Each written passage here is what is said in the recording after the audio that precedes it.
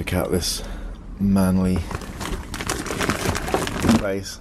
We have tools, we have paint, we have a random orbital sander. Not sure what's random about it. A ladder, and behind it another ladder. I've known this wooden ladder since I was 5 years old, and it's much older than that. That's my stepdad's ladder. He used to be a window cleaner years ago. Another ladder, very manly. Here is my niece's pink tent. I used to play with this when I was a kid. We did have toys as well. We were allowed to have toys, but I do have fun memories of playing with that in the garden. My stepdad's golf gloves, many packs. They must have been on special offer, so he bought loads.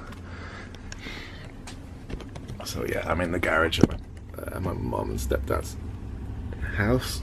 Not sure if the camera's going to focus very well, but this will be the last video where we're not sure about that, because the new camera's coming on Monday.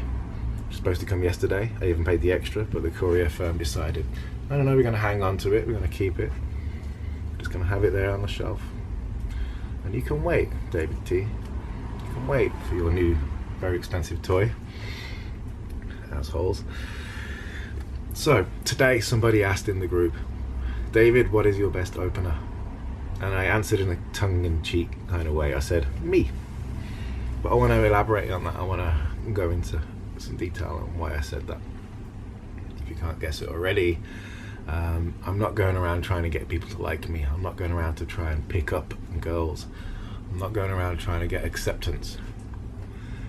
I've done enough work and gained enough understanding at this point in my life to know without any doubt that I am the center of my reality, and I can do anything that I want as long as my intentions remain positive, good, as long as anything that I'm inviting anybody to experience or share with me is for their benefit and enjoyment as well as mine. Now that opens up so many possibilities. It opens up all possibilities. So I'm not going around trying to get people to do what I want for my pleasure. I'm not going around begging for somebody to love me, because I've learned that the only reliable, sustainable source of acceptance, love, permission, strength, purpose, and all of that is in here.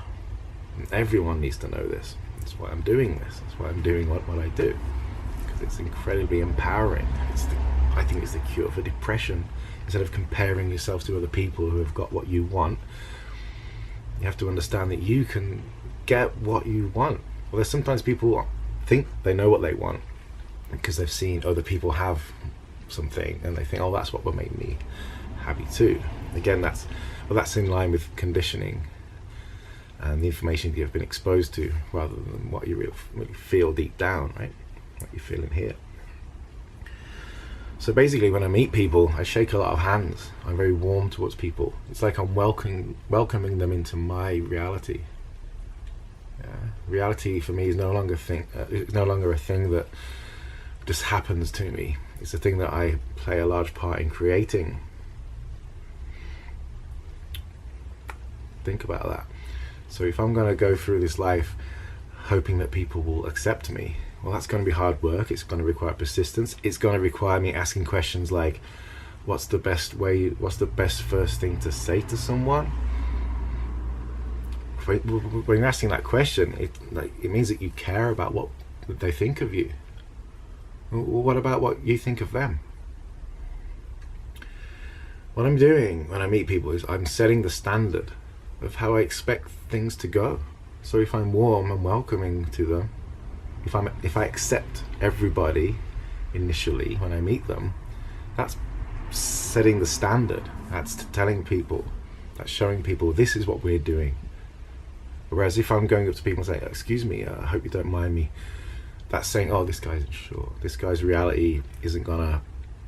His reality isn't very strong, and I now have the keys to affect his world, his whole experience.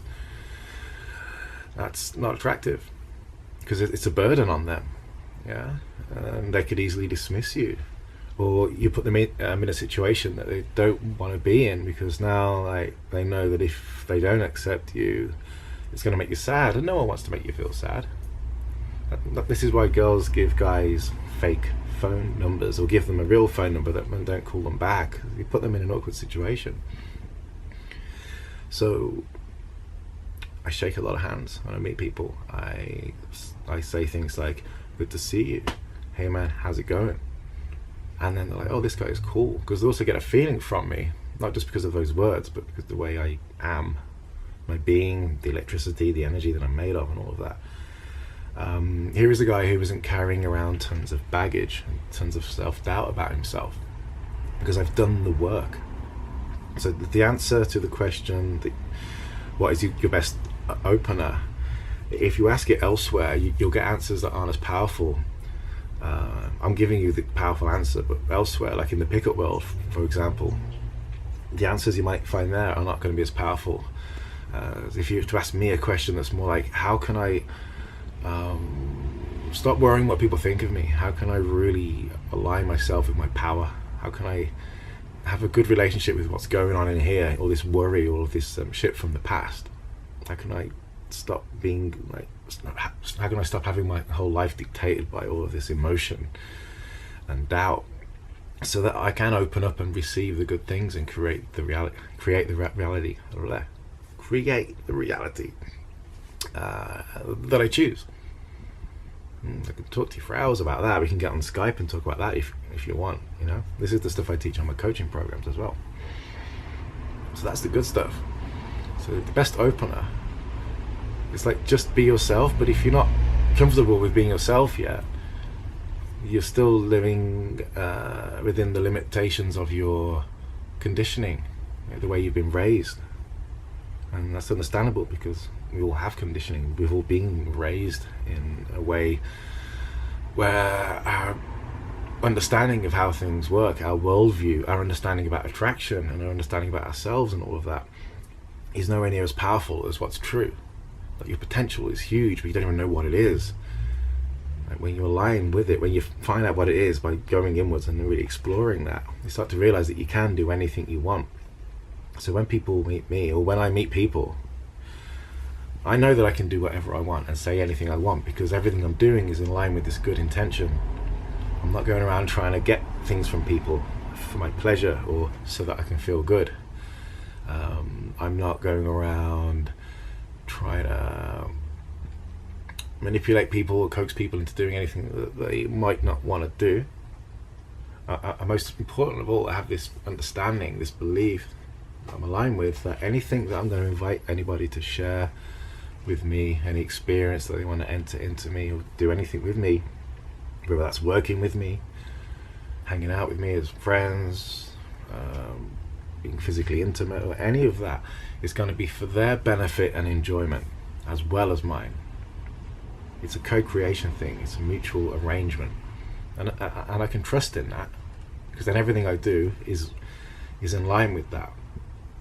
Yeah, so I can invite someone to do something, and I'm not going to be like, sorry, I hope you don't mind me asking you this, but if you're not too busy, would you maybe, I know I'm ridiculous and pathetic, but would you mind maybe just giving me a chance and going on a date with me, perhaps?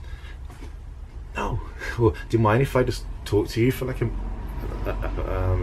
a moment, just to see if I can get you to like me? Yeah, that's essentially what so many people are doing when they are doing what they're doing.